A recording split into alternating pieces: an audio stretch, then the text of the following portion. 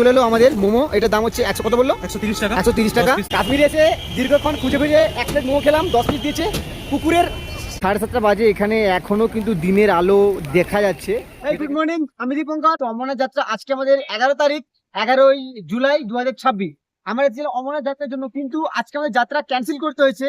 প্রথম কথা, উপরের দিকে প্রচন্ড বৃষ্টি হয়েছে, আর দ্বিতীয় কথা এত মানুষের ভিড় ছিল, এত মানুষের যাতায়াতের ভিড় ছিল, যার জন্য কিন্তু আজকে আমরা উপরে যেতে পারিনি। আমার সাথে সুকান্ত দা রয়েছে, অয়ন ভাই রয়েছে, আকাশ ভাই, এছাড়াও রয়েছে আমাদের সৌমেন দা আর ঋত্বিক। সবাই মিলে আমরা আজকে বেরিয়েছি কিন্তু লোকাল এক্সপ্লোর করবো। এটা হচ্ছে Pahalgam base camp site Amarnath যাত্রার জন্য। এখানে সব তীর্থযাত্রার RFID কার্ড, সব রেজিস্ট্রেশন সব কিছু কমপ্লিট করিয়ে তারপরে কিন্তু তীর্থের উদ্দেশ্যে এবং যাত্রার উদ্দেশ্যে রওনা দিতে পারে।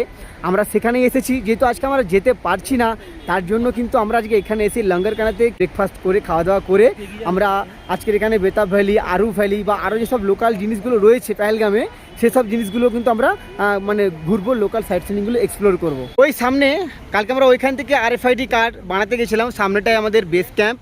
আর এই হলো পেহেলগাম ভ্যালি একটা, আর এখান থেকে সব যাত্রীদের জন্য যাওয়ার জন্য সব ব্যবস্থা রয়েছে। দেখো এখানে লেখাই রয়েছে ওয়েলকাম টু যাত্রীজ বেস ক্যাম্প নন্দভিয়ান পেহেলগাম।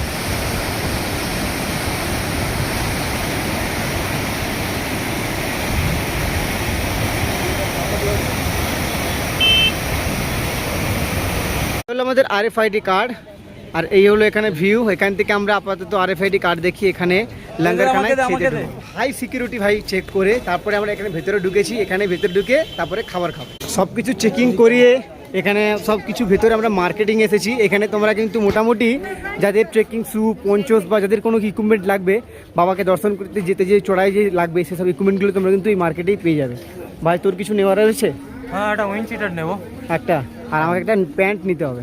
হলো আমাদের বাবার অমরনাথের ভান্ডারার লাইন, সবাই রয়েছে লাইন ধরে, আমরাও লাইন ধরেই দাঁড়াবো। আমাদের আজকে খাবার রুটি, ভাত, আমলার আচার, এটা একটা পনিরের সবজি, এটা ডাল এবং বেঙ্গনের ভর্তা।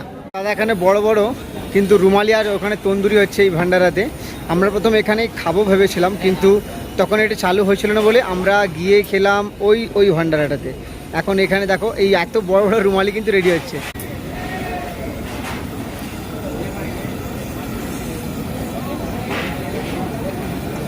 হয়ে গেল চাদর রুটি, এটা রুমালি নয়, এটা হচ্ছে চাদর রুটি।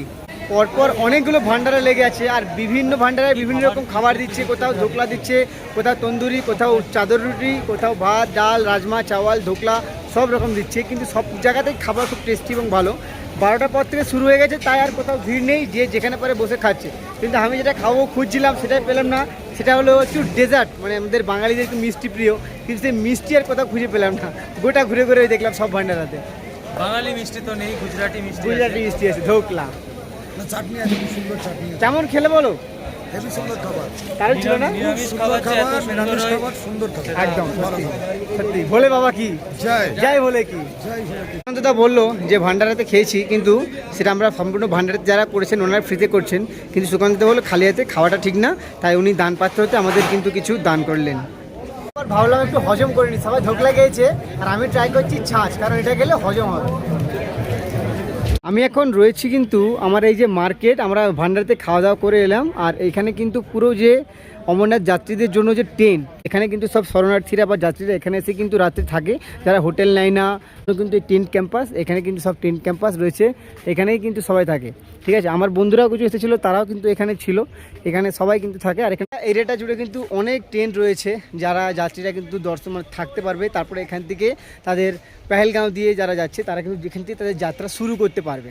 তো আমরা টেন্টে নেই, আমরা কিন্তু আসি আমাদের হোটেলে, কারণ আমাদের 5-6 জন রয়েছে, আমাদের অনেক জিনিসপত্র রয়েছে, টেন্টে থাকলে অসুবিধা হবে। ঠিক আছে, সেই জন্য কিন্তু আমরা হোটেলে। আমরা একটু বিকেলবেলা আবার বেরিয়েছিলাম লঙ্গরখানাতে খাবারের উদ্দেশ্যে, কিন্তু এখানে এসে দেখি বিকেলবেলা ভীষণ বৃষ্টি শুরু হয়ে গেছে এই নদীর পাশে। কোথায় দাঁড়াবো, দাঁড়ানোর জায়গা ছিল না। হয়ে যাওয়া খরস্রোতা নদীর পাশে দাঁড়িয়ে আমরা এখানে দাঁড়িয়ে এখন আপাতত ফুচকার জন্য লাইন দিয়েছি। এখানে আমরা এখন ফুচকা খাবো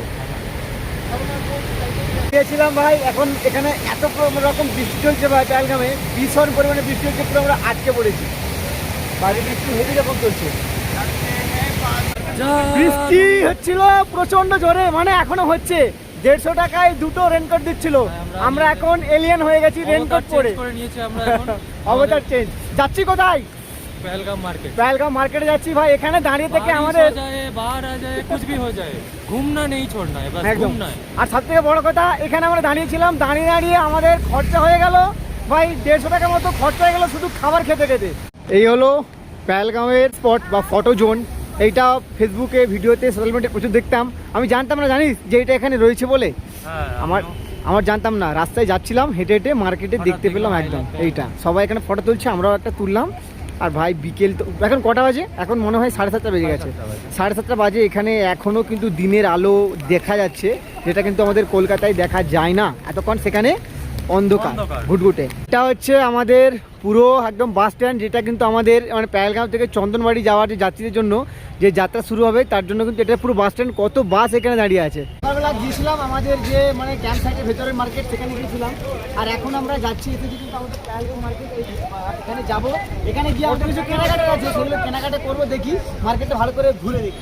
এই হলো আমাদের পেহেলগাঁও মার্কেট, যেটা কিন্তু আমরা হেঁটে হেঁটে প্রায় 2 কিলোমিটারের বেশি হেঁটে হেঁটে চলে এসেছি। এই মার্কেটে এখন কিছু জিনিসপত্র কেনাকাটি করবো, দেখি মার্কেটে কি আছে কি নেই সেগুলো দেখে তারপর ভালো করে দেখে কেনাকাটি করে বাড়ি যাবো।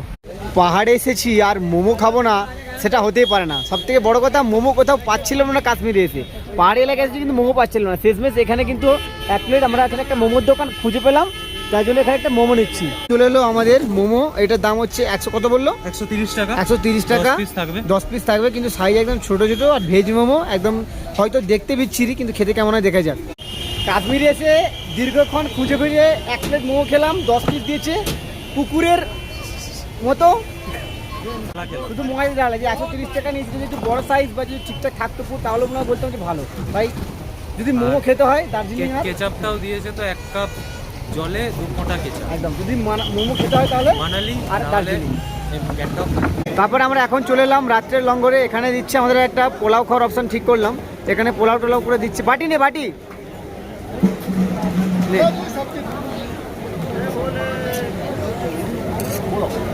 জয় ভোলে জয় ভোলে কি আয় সব পড়ি নে আগে নিবি হয়েছে কিছু নেব না, আর কিছু না। এই আমাদের খাবার অল্প করে নিয়ে নিচ্ছি, অল্প করে সব জায়গায় টেস্ট করছি। আর এখানে মার্কেট এই মানে সরি এখানে আমাদের সব যাত্রীদের এখন বৃষ্টির মধ্যে এত ভিড়, সবাই রেনকোট নিয়ে নিচ্ছে। আর বৃষ্টি তো অনবরত চলছে, কালকে কী হবে যাত্রা জানা নেই, কিন্তু এখন সব ভান্ডারার এখানে এরকম অবস্থা। যাক সবাই কিন্তু ভক্তি করে খাচ্ছে। হ্যালো।